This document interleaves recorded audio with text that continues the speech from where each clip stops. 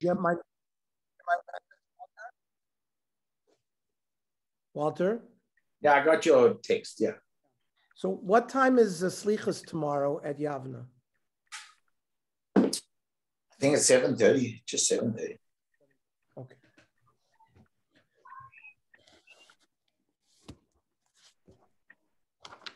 The guy should have a refuah shleima or whatever you have to look after. Yeah, I have to put up a stand. Guy has stones that are blocking his kidneys. Oh yeah, yeah. You have to put tubes in them. Yeah, and I mean, do we get a piece of the action? I would love to. Why not? I can't get you on the golf course, you know. So it's like, trust me, I'm not happy about it either. Listen, you got to listen. This is the rabbi gave a fantastic drosha. He talked about Rav Kook telling his nephew that you always have to make sure that you look after people that they are shalem. You do that. You do Kodesh Baruch Hu's good. You're a shaliach. I try. Okay. Okay, Yud Aleph 11. Beitzah. He designated a bird in the nest and he found it outside the nest, so it's muktzah. Remember,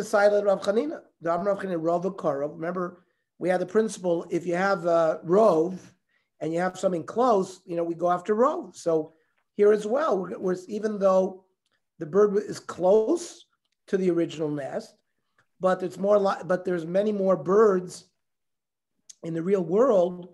So it looks like so we assume that the bird that was in there is gone. There's a new bird that came from the rove. And this proves Rav Chanina.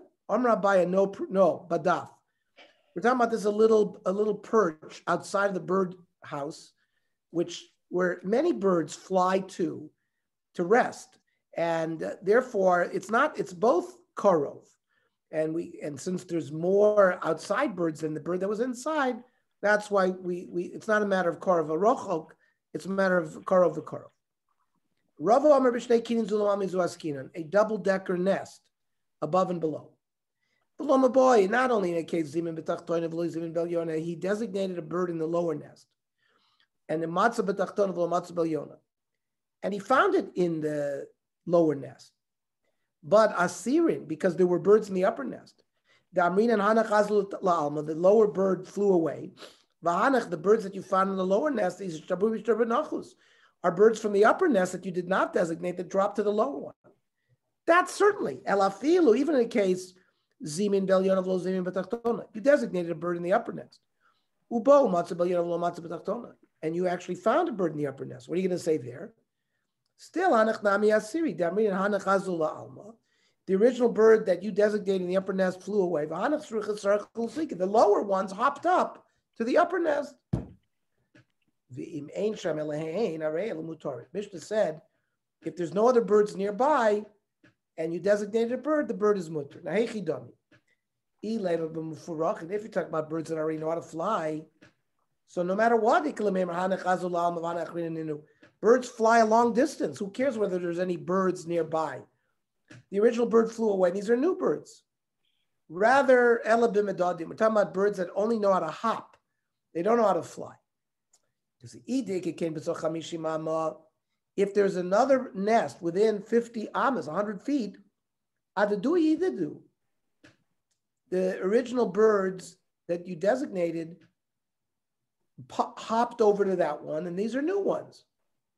And the ideleka came to Hamishimama. If there isn't a nest within 50 amas, then pshita de mutar knows. Where else are they going to come from?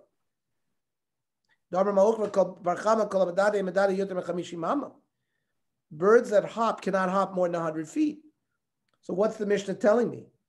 So we're talking about a nest that was within 50 amas. However, it's behind a corner. It's not a straight line. And you might have thought it doesn't make a difference. They hopped. And these are new ones, and therefore it's muktzah kamash b'la. No. A bird who hops away has to, as long as he sees his original nest, he will hop. But if the ilo, he's not going to go around the corner because he's going to lose sight of his original nest. So the chiddush of the Mishnah is a case of a nest within, let's say, 30 amma, but it's around the corner. So even though it's within 50 amma, that to tell me that the birds will not hop and it will be mutar. Mishnah. You can't use a big, it's like a board that was used to chop like wheat. So that's muktzah because it's muktzah machmas isser, because it's also to do that on Yontif. Now let's say you want to use it though to chop meat, which you're allowed to do on Yontif, right? Can you use a dover muktzah for a permitted thing? So Beis Shammai says you can. Beis Hillel matirin, Beis Hillel say you can. They're more lenient regarding muktzah. Beis Shammai oimrim a noiseness or lifnei adorsin. If you shechted an animal, you have the hide, and you cannot stretch the hide out in front of a group of people that are walking there, because walking is like tanning the hide. By stepping on it, it's part of the tanning part. You're not allowed to tan on Yontif. So the loyag biyani shouldn't pick it up. Elim ken yeshimo kazai's basar.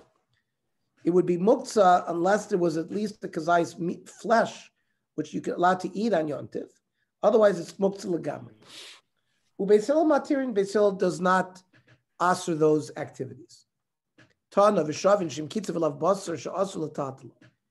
After you did the work of chopping the meat, it remains muktzah. Because this is kli is a muktzah malachas isser. Beis Hillel doesn't say you're allowed to touch it for other purposes. The machlokas is with this board that's used to chop wheat. Ava betavra garmi, but a board that was used to chop up bones, divrei kol mutter. So even Beis Shammai would permit it. So pshita eli tnan, Mishnah says in Eli, why would I think something different? Maybe a tavra garma would also be osir. The Tani Eli, according to Beis Shammai. And why did they mention Eli? To show that Beis Hillel are very lenient regarding muktzah. Kamash malon that no, Beis Shammai also agrees by the other one. That even tavra garma that was never used before, it's still permitted. Maybe the guy will change his mind and not use it, and then you've touched something muktzah without using it for a dover mutter. Kamash malon that we're not worried about that. But Beis Shammai isn't worried that the person is going to change his mind. I'll show you that he is. Vatanya. If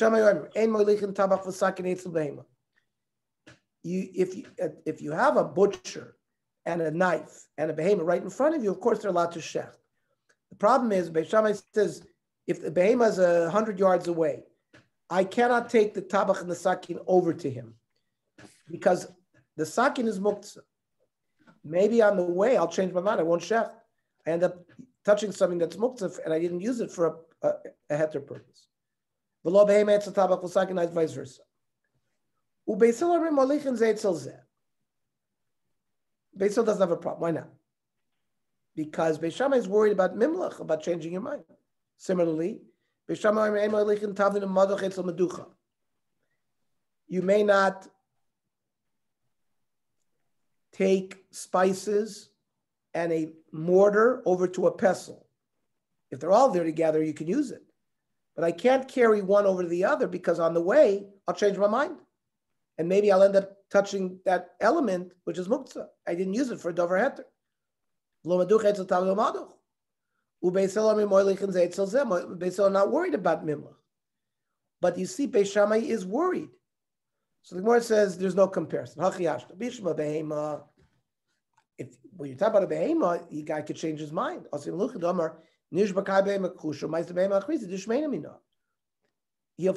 think that his behemoth is scrawny.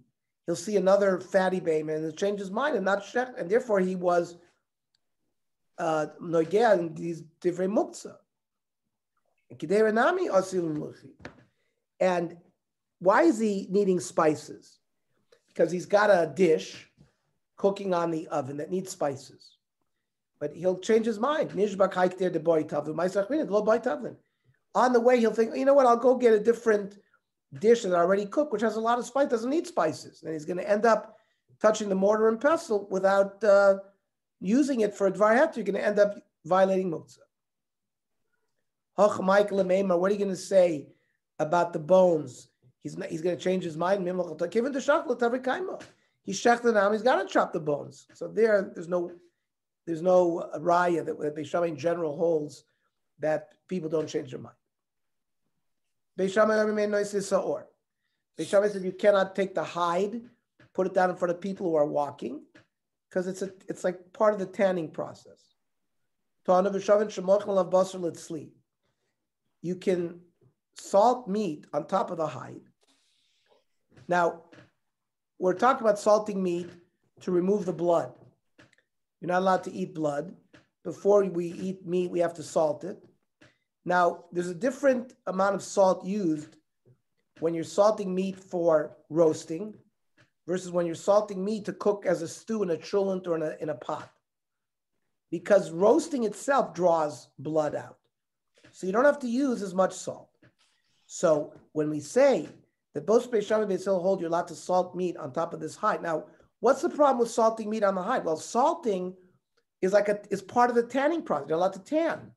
So since you're allowed to eat meat, so if you're going to salt it, not too much, but just enough for tzli, you're allowed to do it. But if you're going to add enough salt, which is a lot of salt because you need meat in a pot, that you're not allowed to do. So the Gemara says, Pshita, litzli tonight. Why? Of course, it said litzli. Hakamashman dafil litzli ke'ein kedera aser. That means if I'm going to salt a piece of meat that's going to be roasted, the way I salt meat for kedera, that would be prohibited on Yontif because you're going to tan the hide. Now, let's say the chaylev that you take out of the animal, certainly permitted chaylev, you cannot salt it on Yontif, and you can't they're muktzah. Actually, these are chaylevs that are usr. So you can't eat it. So there's no point. You can't touch them in muktzah. Can't salt it. But you could hang them up on stakes to dry them out. And I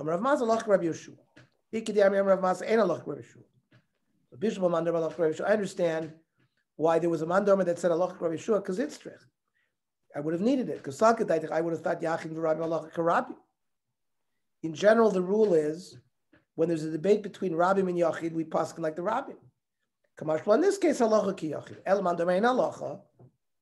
So why would I need him to say ein halacha Rabbi Yeshua? I know it's Yoshua against Rabbim. Shita. Yachid Rabbi Allah Karabi. Wow, the same. And maybe Mistaber time at Rabbi Yeshua. Maybe Rabbi Yeshua had a good svara. Because why does he allow you to do it? The Iloshar slay, if you don't permit it to do it, minna v'lo shachid. He won't lechatchila shecht the animal. He'll minimize his simchas yontif. We don't want to do that. Kvash malon that we don't paskin that way. Umayshna or lifnei adorsim. Now, Beis Hillel allows you to spread out the hide in front of people who are going to walk. Now, why? Because Beis Hillel is concerned that if you don't allow them to do that, he's not going to shecht the animal. There's going to be the reduction in simchas yontif. So why is the din of Rabbi Yeshua by the chaylev different than by the hide? So hasam lo muchamilsa. That when you shecht an animal and you have the hide, it's not clear that what you're doing there by putting the hide down is because you want people to walk that, because you can lie down on it as like a blanket. But gabi chalavin, there's no other purpose for what you're doing. So people will not shech lechatchila. Because you can lie down on it. The hide. But regarding the chaylev, so they shouldn't go bad. What's the difference whether I salt it or whether I hang it up? So on Yontif, even though you have one piece of meat that you need, I can salt multiple pieces at one time. It's one tircha. But Ravada Barva Mario Malach Garma Garma. No, it looked too much like tircha yisera. So what he would do is he would salt one piece of meat at a time. Then he would say, oh no, that's a nicer piece of meat, and then salt it. Oh no, that's another nicer piece of meat, and salt it. In that way, he ended up salting all the meat, but not in one shot. So it looked like less tircha yisera. Mishnah. They used to have they weren't even structures. They were like wagons, and they would open up, the storekeepers would open up these wagons on Yontif to sell items to people on Yontif who didn't get a chance Erev Yontif to buy everything they needed. And then, that would be done by credit. They would pay after Yontif.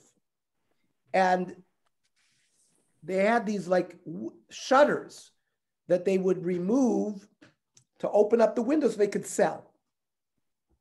So Beis Shammai don't allow you to remove those. It's like binyan and stira. It's like the opposite of binyan is stira, breaking down a binyan. Beis Shammai doesn't want you to do that. We learned that before by shutters on the house that you can do. We learned it by Shabbos and Shabbos. Yeah. Mm. So Beis Hillel, Walter, very correct.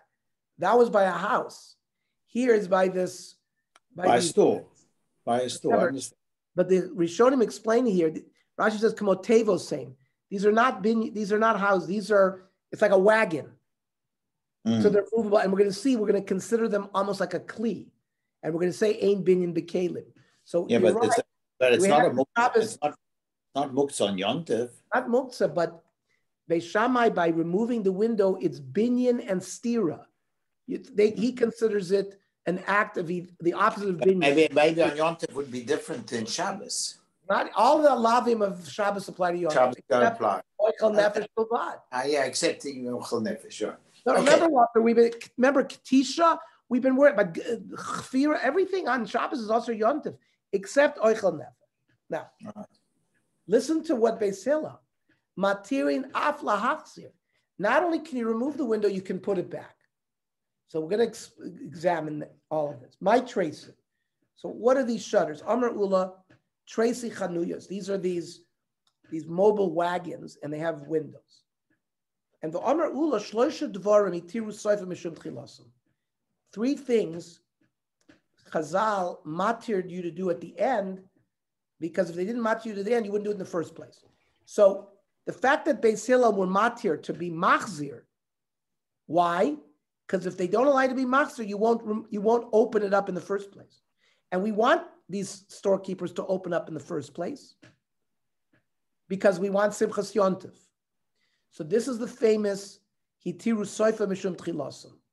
I discussed with the Daf Yomi people in Shul today. This is a famous Igros Moshe of Rav Moshe Feinstein regarding Hatzala workers. That when they were called on Shabbos, they asked a question. Of course, going there on Shabbos, you could drive the car. What about coming home? So Rav Moshe mattered them to come home. Why?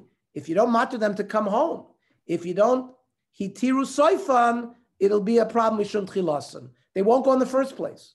If they know that in the middle of Shabbos they can't come back home and eat their cholent, they won't go in the first place to save the person. So if Moshe used this svara here, hitiru soifan mishum tchilasan. I just mentioned that I was at that time the Bal Koirei at Young Israel of Beverly Hills by Rabbi Uri. I was still in residency. No, I'm sorry, I was in medical school, residency, whatever. And there were doctors who were given a heter to come home on Shabbos by themselves to drive. Rav Uri disagreed and sent me as a shaliach. When I went to Sidney Teichman's bar mitzvah for Dove, he sent me to Rav Shlomo Zalman Auerbach to ask this question about doctors. The concept was a doctor has a medical license. He's worried about malpractice. He's got a reputation so the Havamina doesn't even exist for a doctor that he's not going to go to attend the emergency patient. He's not going to, because his license is at risk, et cetera, et cetera. So the Svara, by lay people, Hatzalah people, fine, they won't go because there's no license, there's no reputation, it's a whole different ballgame. So there Rav Moshe had to be mater soifa mishum tchilasa. And Shlomo Zalman actually agreed with that. He says the doctors don't have a heter like the way Hatzalah workers do, but they have a heter to go home derech akum. That you could tell a goy to drive you, like you can go home by cab. You shouldn't drive yourself. And he also asked me, where were these hospitals? Are they in the middle of the huppets that you couldn't observe Shabbos well there? He said, in that case, you certainly could go home derech akum. He said, if you're nearby a Jewish area, you shouldn't go home. You should just stay there or walk home, whatever. And so it's this sugya of itir sofer mishum tchilas. Elohein or lifnei adorsen. The same thing. If you don't allow the person who shechted the cow to put the hide in front of people walking, they're not going to shech l'chatchila. U'treis echanuyos. If you don't allow them to return the shutter, they won't open it up in the first place. Third case, v'chazaras v'tiyah b'migdash. A kohen who's doing the avodah in Beitzah Mikdash, he has a bandage on his arm, so you can't have a chatzitza. You can't have a chatzitza when you do the avodah. A separation between the avodah and his hand. So you're allowed to not only to take it off, but you're allowed to return it. Now, why is it a problem to return a bandage? Because you're not allowed to do that on Shabbos. It's a medicinal thing, but they allowed him because otherwise they wouldn't do it in the first place. And so the storekeeper who's selling wine or selling dough, that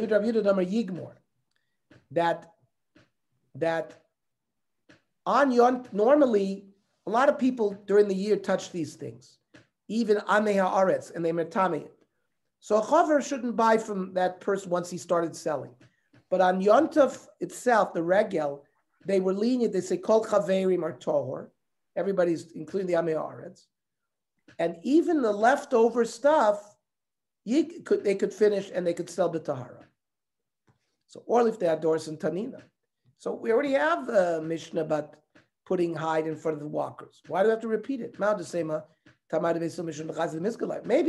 it has nothing to do with itir sofer mishum tchilasim. Maybe it has to do that since it could be used to lie down on like a mattress, I would think even if they shechted it Me'erev Yontif, you could do it. No, it's only on Yontif that they allowed it because of this principle of itir sofer mishum tchilasim, because they want people to shecht on Yontif. The Yontif in there, Yontif lo.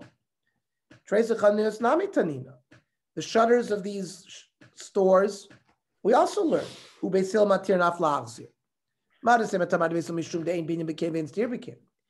the reasoning is because there's no binyan by kli. And maybe it's putting shutters on a bias. These are kelim gdolim shem bias. Maybe it's mutter. Kamash malon that no. The time is itir sofer mishum tchilasim because of the yontif. It has nothing to do with batim. No, you see in the batim lo. Then chazaras v'tiyah b'migdash nami tanina. Returning a bandage was also learned. Machzir v'tiyah b'migdash v'lo medina.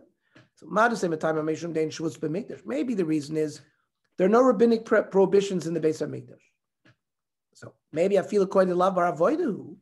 Maybe a kohen who's not doing the avodah would be allowed to do it. Kamash malon. No, it has to do with the kohen doing the avodah.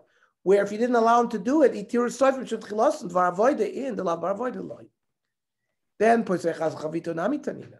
this issue of the Amei Haaretz and the Chaverim and opening up your barrel, we also love it. Maybe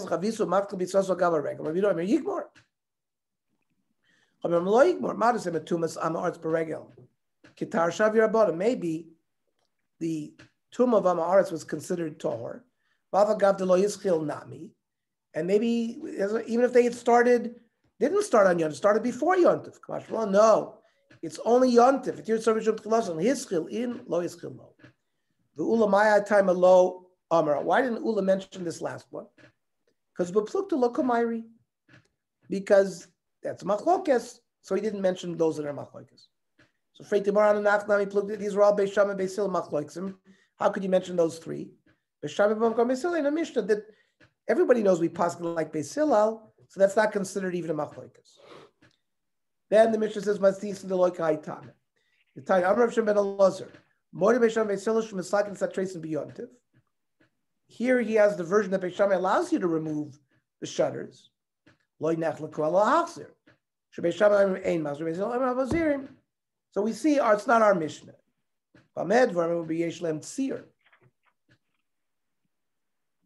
If they have a hinge, aval ein lahem tzir divrei kol mutter. That's the machlokas of yesh lahem tzir divrei kol osir. If this hinge is on the side where you connect the two, the window to the binyan, that looks too much like binyan. If there's no hinge at all, divrei kol mutter. If you only have a middle one, then look at then your goizer. The machlokas is whether your goizer or not. Okay. So tomorrow we'll learn